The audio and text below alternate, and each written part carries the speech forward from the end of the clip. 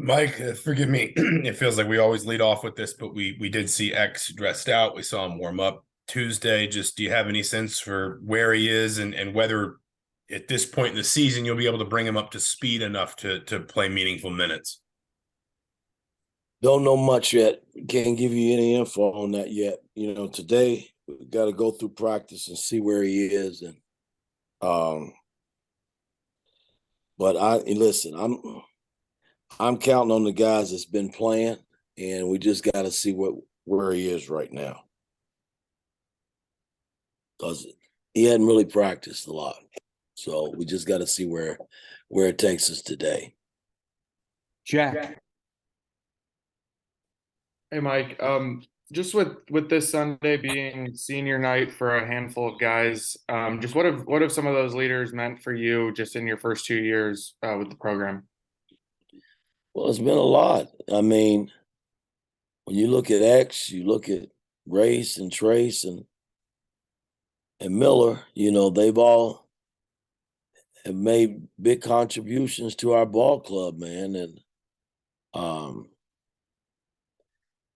I mean, it's a lot of games they played over their 4 years in college. A lot of studying, off the floor. I mean, it's a lot that's entailed in when you go to school and play sports, man. And they put in a lot of work, man. So I couldn't be more proud of a group of guys, man. And they're gonna be well missed, when they leave here.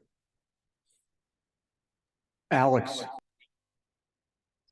Mike, thanks for the time. We appreciate it. You mentioned the other night after the game that you wouldn't just flush the tape, obviously, from Iowa, but I'm curious when you sat down with the team and kind of went over things, I guess, what was the response and how have you seen them bounce back in practice yesterday from that performance? Thought we had a great practice. Watching the film was embarrassing. I mean, it's probably the worst display of basketball since I've been here as a coach. It was awful. We just didn't do anything that we set out to do going into that ball game. And, I didn't see that coming and it happened. And, there's nothing you can do about it now. You just got to build on, try not to let it happen again. I thought practice was pretty sharp yesterday and was a tough practice. But everybody, put forth effort and they got through it. So, and the day won't be any different. I mean, we gotta work our way back to where I think we need to be. Tyler. Hey, Coach. Hope you're doing well. I know you had talked about wanting Miller Kopp to kind of step up in his leadership throughout this season. I guess, how have you seen him respond to that? Do you feel like he kind of has grown as a leader in the way you want him to? I think Miller's had an excellent season, and he has grown in that area. He's been a little more boisterous, and his play has put him in that category in terms of how he's led. So I have no complaints with Miller. He's tried to do everything that's asked of him on and off the floor, and on both sides of the ball, he's been pretty good for us this season.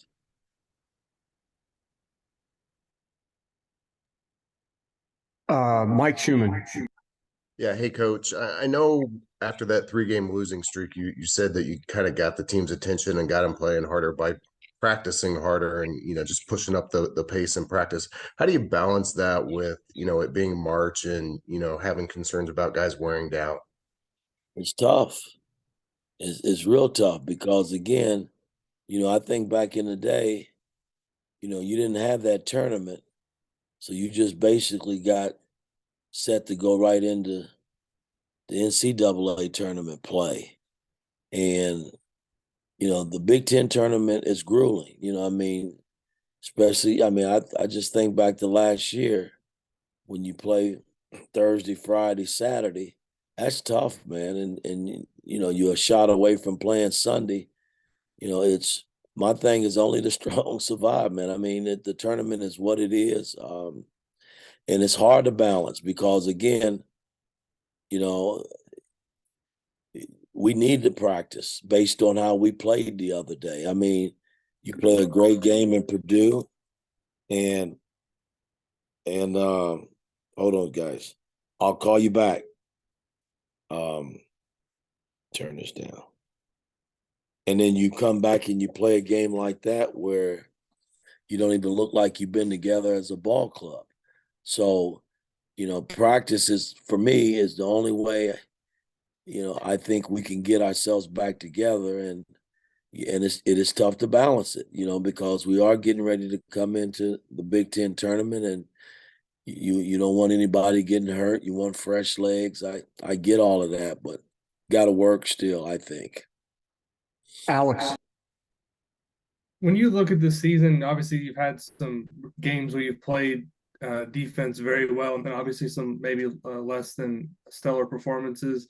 Can you identify maybe one or two things defensively that when you watch film that you guys are doing well when you have a performance like you did against Purdue? Again, our defense has been solid this year. I mean, even when we've lost games, we've had spurts in the games where we've been pretty good defensively. So I'll never diminish that. Iowa, we had nothing going. And statistically in the Big Ten, we've been a pretty good defensive team. So I'm not going to sit here and complain, but I can't explain the Iowa game and why we played so badly and so poorly. But you give up damn near 90 points, you're not going to beat anybody in the Big Ten. I don't care who it is. Tyler. Coach, you guys have been through a lot this season, just in terms of injuries, ups, downs. Is there anything, like any strategies you have as a coach that basically can just manage guys, like the emotional levels of the guys, especially now you have a big one against Purdue and then come out against Iowa? Like, is there anything you can do strategically you have as a coach, basically, to try to just keep guys as level and just stay, locked in emotionally, just given everything they've been through this season? Well, for the most part, since I've been here, even when we won big games, we've come back and we've competed and been in games. Iowa is probably the first game that, since I've been here as a coach, that we just wasn't there, and that was kind of disappointing to me because I hadn't seen that before, and hopefully we won't see that again. But it's these young guys. It's hard to control. That was a big game in Purdue, and I know emotionally they were sky high, but I don't look at it in that light as a coach. I mean, it's just a game, and we was fortunate enough to go in there and play well and win the game. But you got to get mentally and physically ready for the next game, and we weren't there. Mike, and then Zach will finish up. Coach, you got several guys, going through senior night stuff on Sunday. What does that add to them in terms of the game prep or distractions? They got family coming in, they got to think about speeches and all that stuff. What are the challenges, and maybe what do you remember about doing it yourself? Well, only thing I can remember myself, I wasn't worrying about a speech. I was worrying about winning the Big Ten title that night, my last game. So had nothing to do with a speech. I was a desperate player, coming back from back surgery, just happy to be back on the floor. And I knew that one game would tell it all in terms of who would walk out of this gym here at Assembly Hall with the Big Ten title. That's the only thing I was worried about. And the same thing is at stake, for these guys. Yeah, it's senior night, but this is a huge game for our ball club.